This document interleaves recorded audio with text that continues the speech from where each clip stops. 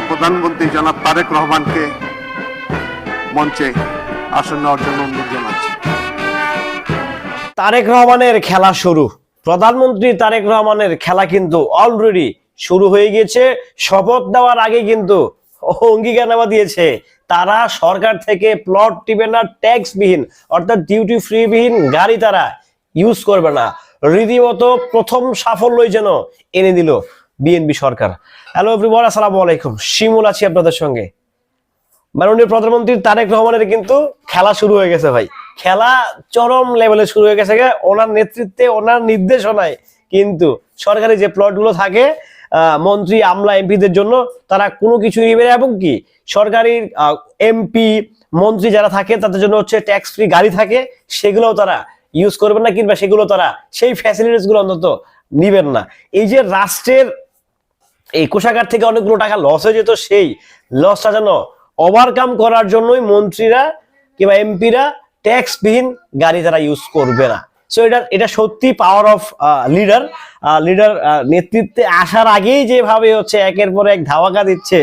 So already উনি নেতৃত্বে চলে আসছে। আমাদের প্রধানমন্ত্রী, আমাদের বাংলাদেশের স্বাধীন সার্বভৌম দেশের প্রধানমন্ত্রী অলরেডি হয়ে গেছেন।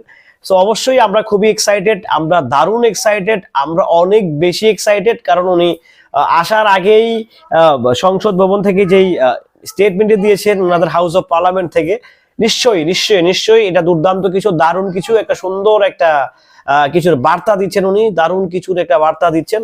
আই থিঙ্ক এটা দরকার ছিল, এটা হওয়ার দরকার ছিল। মানুষ জানতে চায়, মানুষ শুনতে চায়।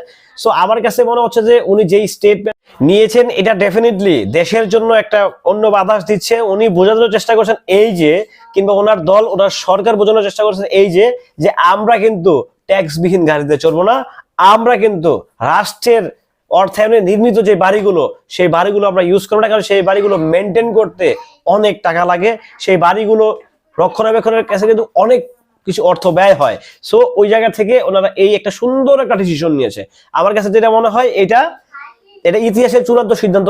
অলরেডি বাংলাদেশের নবনির্বাচিত সরকার যারা আসছেন, মাননীয় প্রধানমন্ত্রী জনাব তারেক রহমান এবং তার যেই যারা ক্যাবিনেট আছেন, মন্ত্রিসভার ক্যাবিনেট, তারা খুব দুর্দান্ত একটা সিদ্ধান্ত নিয়েছেন। এটা সত্যি কথা বলতে আমাদের দেশের জন্য একটা দুর্দান্ত প্লাস পয়েন্ট।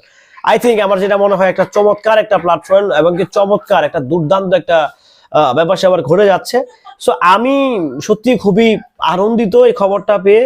এটা দেখে আমি সত্যি অনেক বেশি উচ্ছ্বসিত। ওনারা ডিউটি ফ্রি গাড়ি ইউজ করবেন না, ওনারা ট্যাক্স বিল মানে ট্যাক্স ছাড়া কোনো গাড়ি ইউজ করবেন না, সরকারি প্লট দিবেন না, আরো অনেক কিছু স্টেপ, আরো অনেক কিছু ধামাকা হয়তো বা সামনে আসবেন।